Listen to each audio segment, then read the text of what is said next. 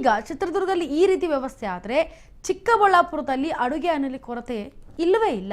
ಯಾಕಂದ್ರೆ ಜಿಲ್ಲೆಯಲ್ಲಿ ಎಂದಿನಂತೆ ಗ್ಯಾಸ್ ಸಿಲಿಂಡರ್ ಪೂರೈಕೆ ಆಗ್ತಾ ಇದೆ ಅಂತ, ಜೊತೆಗೆ ಗ್ರಾಹಕರು ಇದರ ಬಗ್ಗೆ ಆತಂಕ ಪಡುವ ಹಾಗಿಲ್ಲ ಅಂತ ಜಿಲ್ಲಾಧಿಕಾರಿ ಈಗ ಸ್ಪಷ್ಟನೆ ನೀಡಿದ್ದಾರೆ ಚಿಕ್ಕಬಳ್ಳಾಪುರದಲ್ಲಿ.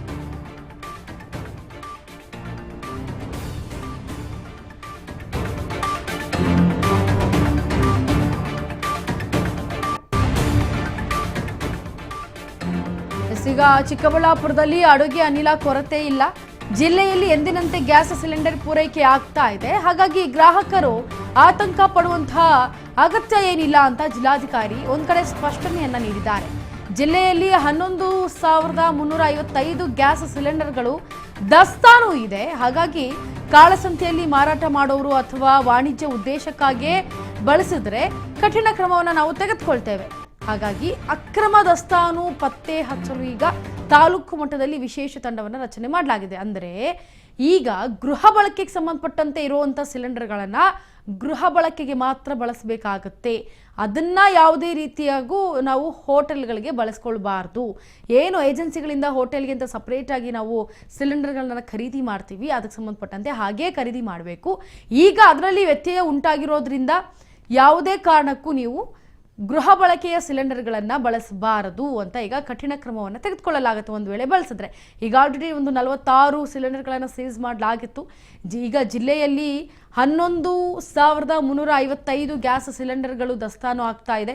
ಹಾಗಾಗಿ ಕಾಳಸಂತೆಯಲ್ಲಿ ಮಾರಾಟ ಮಾಡೋರು ಅಥವಾ ಯಾರಾದರೂ ಗೃಹ ಬಳಕೆಯಲ್ಲಿ ಇರುವಂತಹ ಸಿಲಿಂಡರ್ಗಳನ್ನು ಯೂಸ್ ಮಾಡೋದನ್ನು ಮಾಡಿದ್ರೆ ಅವ್ರಿಗೆ ಕಠಿಣ ಕ್ರಮ ಆಗುತ್ತೆ ಅಂತ ಹೇಳ್ತಿದ್ದಾರೆ. ಅಂದರೆ ಯಾವುದೇ ರೀತಿಯಾಗಿ ದಾಸ್ತಾನು ಮಾಡ್ಕೊಳ್ಬಾರ್ದು ಅಂತ ಚಿಕ್ಕಬಳ್ಳಾಪುರದಲ್ಲಿ ಜಿಲ್ಲಾಧಿಕಾರಿ ಪ್ರಭು ಅವರು ಈಗ ಆದೇಶವನ್ನು ಹೊರಡಿಸಿದ್ದಾರೆ.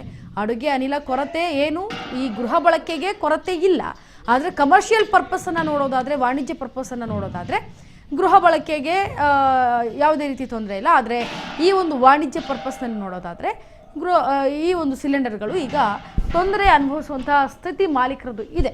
ಹಾಗಾಗಿ ಯಾವುದೇ ಕಾರಣಕ್ಕೂ ಏಜೆನ್ಸಿಗಳಿಂದ ನೀವು ತಗೊಳ್ಳೋದನ್ನು ಯೂಸ್ ಮಾಡಿ, ಅಥವಾ ಗೃಹ ಬಳಕೆದನ್ನು ಏನಾದರೂ ಒಂದು ವೇಳೆ ನೀವು ಹೋಟೆಲ್ಗಳಿಗೆ ಯೂಸ್ ಮಾಡಿದ್ರೆ ಅದನ್ನು ನಾವು ಸೀಸ್ ಮಾಡ್ತೀವಿ ಅಂತ ಜಿಲ್ಲಾಧಿಕಾರಿ ಎಂದಿನಂತೆ ಹೇಳಿದ್ದಾರೆ.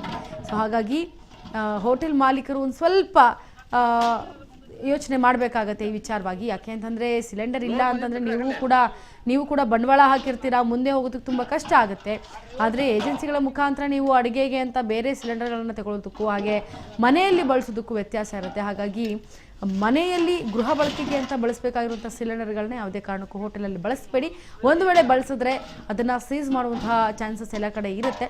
ಹಾಗಾಗಿ ಅಂದರೆ ಈಗಿರುವಂಥ ಸಿಚುವೇಷನಲ್ಲಿ ಈಗ ಇರುವಂತಹ ಬರೆ ಬಿದ್ದಿರೋ ಜಾಗಕ್ಕೆ ಮತ್ತೆ ಇಲಾಖೆಗಳಿಂದ ಏಂತಕ್ಕೆ ನೀವು ಬರೆಯನ್ನು ಎಳೆಸ್ಕೋತೀರಾ ಅನ್ನೋ ಉದ್ದೇಶದಿಂದ ಸ್ವಲ್ಪ ಕಟ್ಟಿಗೆಗಳನ್ನು ಯೂಸ್ ಮಾಡೋ ಮುಖಾಂತರನೇ ಅಡುಗೆಯನ್ನು ಮಾಡಿ ಅಂತ ಹೇಳೋಕ್ಕೆ ಇಷ್ಟಪಡ್ತೀನಿ. ಯಾಕೆಂದರೆ ಚಿಕ್ಕಬಳ್ಳಾಪುರದಲ್ಲಿ ಈಗ ಅಡುಗೆಗೆ ಸಂಬಂಧಪಟ್ಟಂತೆ ಗೃಹ ಬಳಕೆಗೆ ಯಾವುದೇ ತೊಂದರೆ ಇಲ್ಲ, ಆರಾಮಾಗಿದ್ದಾರೆ ಅವರೆಲ್ಲ.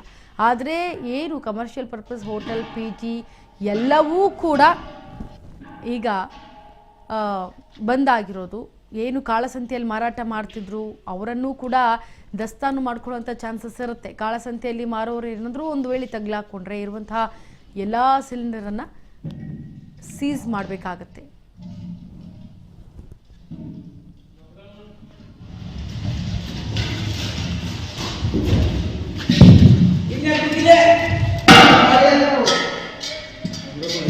ಸರಿ